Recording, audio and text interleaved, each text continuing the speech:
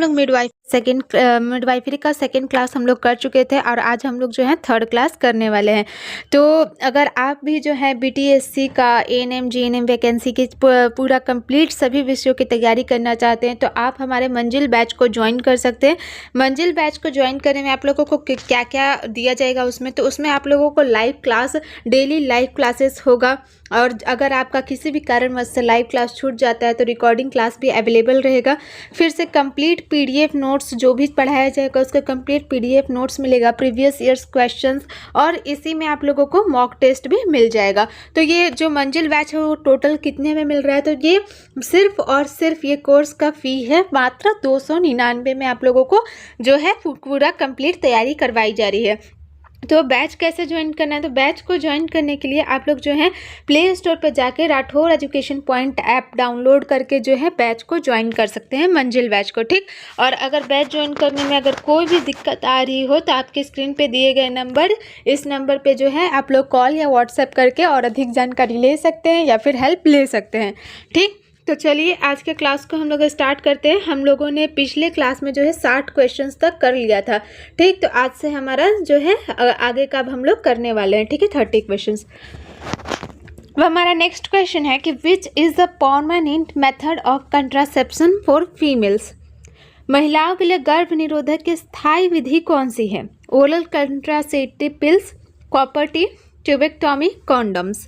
तो इसमें से कौन सा जो है परमानेंटली जो है कंट्रासेप्शन मेथड है फीमेल्स में, तो परमानेंटली कौन जो है ये कर देगा, तो ट्यूबेक्टॉमी, ठीक। ट्यूबेक्टॉमी अगर कर दिया जाता है तो आगे चलकर फीमेल कभी भी प्रेग्नेंट नहीं हो सकती है, ठीक है। तो ये एक परमानेंट मेथड है प्रेगनेंसी को रोकने के लिए। अब हमारा नेक्स्ट क्वेश्चन है कि what is the most common side effect of copper T. Copper T जो कि आईयूडी एक इंट्रायूटेरिन डिवाइस है का सबसे सामान्य दुष्प्रभाव क्या है? Nausea, heavy menstrual bleeding, headache, weight gain. तो जो कॉपर टी जो इंसर्ट करते हैं तो उसका जो है अगर बेनिफिट है तो साइड इफेक्ट भी है। कॉपर टी क्या है, तो एक इंट्रायूटेरिन डिवाइस है जो कि एक टेम्पोरेरी कंट्रासेप्शन है फीमेल्स में, ठीक है। तो उसका कॉमन साइड इफेक्ट क्या है, तो उसका साइड इफेक्ट है हैवी मेंस्ट्रुअल ब्लीडिंग। ये एक कॉमन साइड इफेक्ट है जिसमें मतलब जो आप लोगों का जो भी मतलब पीरियड्स आते हैं तो उसमें हैवी मेंस्ट्रुअल ब्लीडिंग जो है देखने को मिलता है। अब हमारा नेक्स्ट क्वेश्चन है कि what is the normal duration of the menstrual cycle. मासिक धर्म चक्र की सामान्य अवधि कितनी होती है? तो ये तो जनरल है, ये सबको लगभग पता ही होगा। 21 से 35 दिन, 28 से 40 दिन, 15 से 25 दिन, 35 से 50 दिन। तो मेंस्ट्रुअल साइकिल का जो नॉर्मल ड्यूरेशन होता है वो कितना होता है, तो वो 21 to 35 डेज जो है नॉर्मल ड्यूरेशन होता है मेंस्ट्रुअल साइकिल का। अब हमारा अगला क्वेश्चन है कि at what age does menopause actually usually occur. Menopause आमतौर पर किस उम्र में होती है? तो मीनोपॉज किसको कहते हैं? जब जो है मेंस्ट्रुअल साइकिल कंप्लीटली स्टॉप हो जाती है आना, ठीक है, तो उसको मीनोपॉज कहते हैं। और जब मेंस्ट्रुअल साइकिल स्टार्ट होती है तो उसे हम लोग क्या कहते हैं, तो उसे हम लोग मीनार्क कहते हैं। क्या कहते हैं? तो मीनार्क कहते हैं, ठीक है, उसे मीनार्क कहते हैं और कंप्लीटली स्टॉप को मीनोपॉज कहते हैं। ऑप्शंस है हमारा कि 30 से 35 ईयर्स, 40 से 45 years, 15 to 25 years, 35 to 55 to 65 years. Sorry कुछ ये हो गया, 30 to 35 years, 40 to 45 years, 45 to 55 years, 55 to 65 years. तो मीनोपॉज जो है यूजुअली कब स्टॉप हो जाती है आना, तो वो है 45 to 55 ईयर्स के बीच में मीनोपॉज जो है आ जाता है, ठीक है, जिसमें मेंस्ट्रुअल साइकिल यूजुअली स्टॉप हो जाता है ना। अब हमारा अगला क्वेश्चन है कि what is the normal foetal heart rate. अगर आप लोगों ने प्रीवियस क्लास किया होगा तो उसमें ये क्वेश्चन था, हमने किया था 60 to 100 beats per minute, 100 to 120 beats per minute, 120 to 160 beats per minute, 160 to 200 beats per minute. तो जो नॉर्मल फीटल रेट है वो कितना होता है, तो नॉर्मल फीटल रेट होता है 120 to 160 बीट्स पर मिनट, ठीक। ये जो है एक नॉर्मल फीटल हार्ट रेट है। अब हमारा अगला क्वेश्चन है कि what is the first dose of tetanus toxoid given during pregnancy. गर्भावस्था के दौरान टेटनस टॉक्साइड की पहली खुराक कब दी जाती है? 12 वीक्स, 16 वीक्स, 20 वीक्स, 28 वीक्स। तो अगर मंथ के हिसाब से देखें तो जो टीटी का इंजेक्शन है वो 3 मंथ्स पे देते हैं, 3 मंथ पे। तो उसको वीक के हिसाब से कब देते हैं, तो वीक के हिसाब से 16 वीक्स में देते हैं, ठीक है। 16 वीक 3 मंथ कंप्लीट होने के बाद जो है टेटनस का सुई दे देते हैं, और वीक्स के हिसाब से 16वें वीक में जो है टीटी का इंजेक्शन देते हैं। अब हमारा नेक्स्ट क्वेश्चन है कि how many stages of labour are there. प्रसव के टोटल कितने चरण होते हैं, 2, 3, 4, 5। तो प्रसव के कितने चरण होते हैं, तो प्रसव के 4 चरण होते हैं, ठीक है। प्रसव के टोटल कितने चरण होते हैं, तो 4 चरण होते हैं। अब हमारा अगला क्वेश्चन है कि what is the second stage of labour. प्रसव का दूसरा चरण क्या है, cervical dilation, expulsion of the baby, placental delivery, uterine involution. तो दूसरा चरण प्रसव का क्या है, तो पहला चरण है हमारा सर्वाइकल डायलेशन, ठीक है। पहला चरण हमारा क्या होगा, सर्वाइकल डायलेशन। अब जब सर्विक्स डायलेट करेगा तो क्या होगा, तो सर्विक्स डायलेट करेगा तो वो जब मुंह खुलेगा सर्विक्स का तो क्या होगा, तो एक्सपल्सन ऑफ द बेबी होगा, ठीक है। तो हमारा दूसरा चरण क्या है प्रसव का, तो एक्सपल्सन ऑफ द बेबी, शिशु का जन्म, ठीक है। अब शिशु का जन्म के बाद क्या होगा, तो यूट्रीन इन्वॉल्यूशन और फिर प्लासेंटल डिलीवरी। तो ये है हमारे स्टेजेस, ठीक है। अब हमारा नेक्स्ट क्वेश्चन है कि at how many weeks does the foetal heart beat begin. 2 weeks, 4 weeks, 6 weeks, 12 weeks. तो जो भ्रूण का जो है हार्ट रेट होता है, हार्ट बीट, वो कब बिगिन होता है, कब जो है हार्ट बीट जो है बन जाता है एक शिशु का जो भी भ्रूण होता है, तो उसका जो है वो कब जो है हार्ट बीट बन जाता है, तो कब बनता है, तो वो 6 वीक्स। 6 वीक्स में जो है बेबी का हार्ट बीट डेवलप हो जाता है और मतलब वो सुनाई देने लगता है।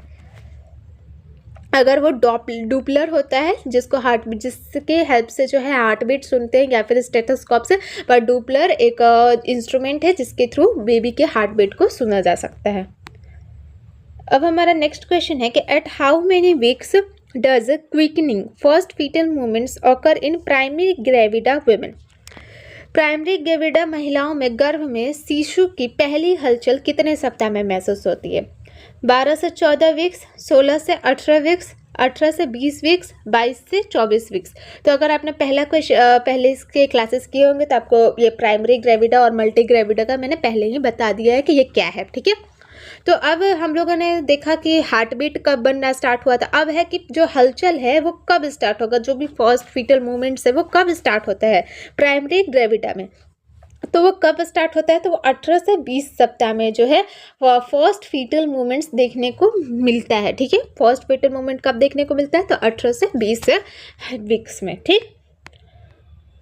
अब हमारा अगला क्वेश्चन है कि which incision is most commonly used in a caesarean section. Caesarean section में सबसे अधिक उपयोग किया जाने वाला चीरा कौन सा है, vertical incision, low transverse incision, inverted teeth incision, classical incision. तो जो सीजेरियन सेक्शन किया जाता है, जब मतलब अगर बेबी जो है नॉर्मली डिलीवर होने में अगर कोई भी दिक्कत आ रही है तो सीजेरियन किया जाता है। तो सीजेरियन में सबसे ज़्यादा कौन सा जो है सीजेरियन यूज़ किया जाता है, कौन सा सी सेक्शन यूज़ होता है, तो वो होता है लो ट्रांसवर्स इंसिजन। ज़्यादातर अगर आप लोग देखेंगे तो वहाँ पर लिखा रहता है, ज़्यादातर अगर आप लोगों ने ओटी में काम वाम किया होगा तो वहाँ पर आपने देखा होगा कि लो ट्रांसवर्स इंसिजन ही सबसे ज़्यादा यूज़ किया जाता है सीजेरियन में, ठीक है। अब हमारा नेक्स्ट क्वेश्चन है कि what is the most common indicator for a caesarean section. Caesarean section के लिए सबसे सामान्य संकेत क्या है, fetal distress, placenta previa, pelvic disproportion, previous C section. तो कौन सा एक कॉमन इंडिकेशन है इन सब में से, तो वो है प्रीवियस सी सेक्शन। अगर जो पहले बच्चा है वो सी सेक्शन से ही हुआ है तो दूसरा बच्चा भी सी सेक्शन से ही होगा, ये एक कॉमन इंडिकेशन है, क्योंकि पहले जो टाँके लग चुके हैं, ठीक है। और अगर नॉर्मल का वो ये किया जाता है, कोशिश किया जाता है, तो हो सकता है कि वो जो पहले के प्रीवियस टाँके हैं वो टूटे, क्योंकि अंदर भी एक टाँके होते हैं, ठीक है। तो ये कॉमन इंडिकेशन है, अगर प्रीवियस सी सेक्शन हुआ है तो जाहिर सी बात है कि वापस से सी सेक्शन ही होगा। अब हमारा अगला क्वेश्चन है कि what is the hallmark symptom of pre eclampsia. Pre eclampsia का मुख्य लक्षण क्या है, hyperglycaemia, proteinuria and hypertension, increased fetal movements, hypotension. तो ये शायद हमने पहले भी ये क्वेश्चन किया है। क्या है एक हॉलमार्क सिम्टम प्री इक्लैम्प्सिया का? तो वो है प्रोटीन्यूरिया एंड हाइपरटेंशन। जो यूरिन है उसमें प्रोटीन का प्रेजेंस और जो है हाई बीपी, ये दोनों है क्या है प्री इक्लैम्प्सिया के सिम्टम्स हैं, ठीक है, मुख्य लक्षण। अब हमारा नेक्स्ट क्वेश्चन है कि which of the following is a complication of gestational diabetes? गर्भकालीन मधुमेह की जटिलता कौन सी हो सकती है? Small for gestational age baby, macrosomia, neos, hypothyroidism. तो जो एक कॉमन कॉम्प्लिकेशन क्या है गेस्टेशनल डायबिटीज़ का? तो गेस्टेशनल डायबिटीज़ का जो एक कॉम्प्लिकेशन है वो है मैक्रोसोमिया, अत्यधिक वजन वाला शिशु, ठीक है। गेस्टेशनल डायबिटीज़ की जटिलता है, ठीक है, मैक्रोसोमिया, अत्यधिक वजन वाला शिशु। मैक्रोसोमिया जो है मेडिकल टर्म है जिससे अत्यधिक वजन वाला शिशु जो है मतलब होता है। अब हमारा अगला क्वेश्चन है कि what is the first step in neonatal resuscitation? नवजात पुनर्जीवन में पहला कदम क्या है? अगर आपने प्रीवियस क्लास किया होगा तो ये क्वेश्चन उसमें भी था, ये रिपीट हुआ है। उसमें हमने क्या था, तो हमारा पहला था कि clear the airway and stimulate breathing, ये जो है इसका राइट आंसर होगा, ठीक है। आप लोग प्रीवियस क्लास प्लीज़ देख लीजिएगा अगर कोई भी दिक्कत आ रही हो, क्योंकि जो भी क्वेश्चंस वापस से रिपीट हो रहे हैं उन्हें मैं क्या बोलते हैं अच्छे से एक्सप्लेन नहीं कर रही हूँ, क्योंकि मैंने प्रीवियस क्लास में उसे अच्छे से एक्सप्लेन कर दिया है। तो ये भी हमारा जो क्वेश्चन है ये वापस से रिपीट हुआ है। तो what is the normal Apgar score at 1 minute? Normal Apgar score baby का कितना होता है? 1 मिनट में बेबी जो है छूट गया है, ठीक है। है हमारा ऑप्शंस 1 से 3, 4 से 6 और 7 से 10, 10 से 12।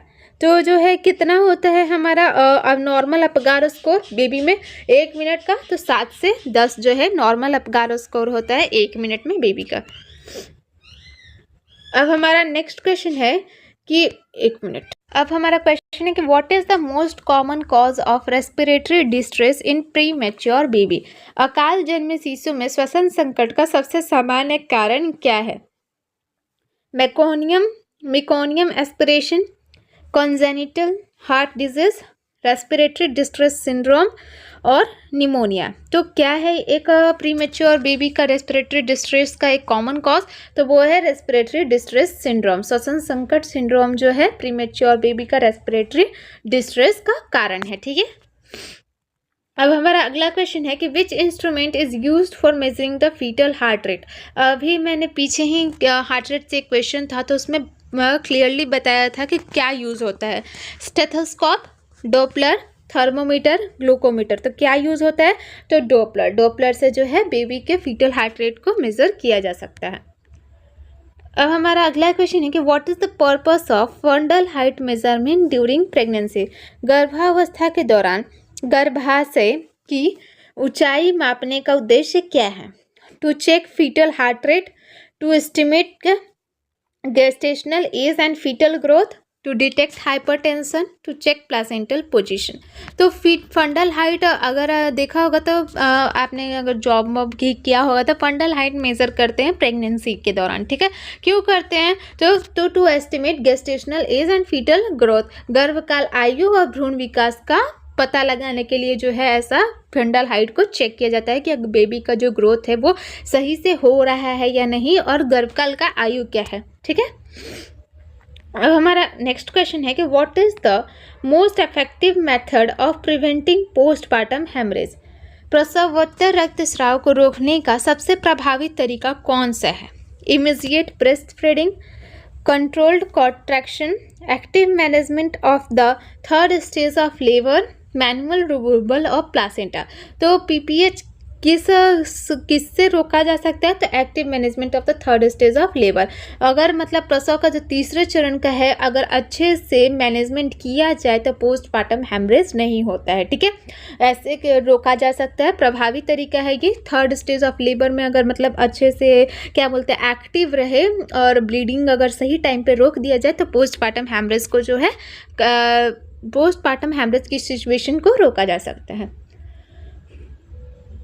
तो अब हमारा तो आज की क्लास में बस इतना ही, ठीक है। अब हमारा ये आज का लास्ट क्वेश्चन था, तो आज की क्लास में बस इतना ही। अब उम्मीद है आप लोगों को आज का क्लास जो है पसंद आया होगा।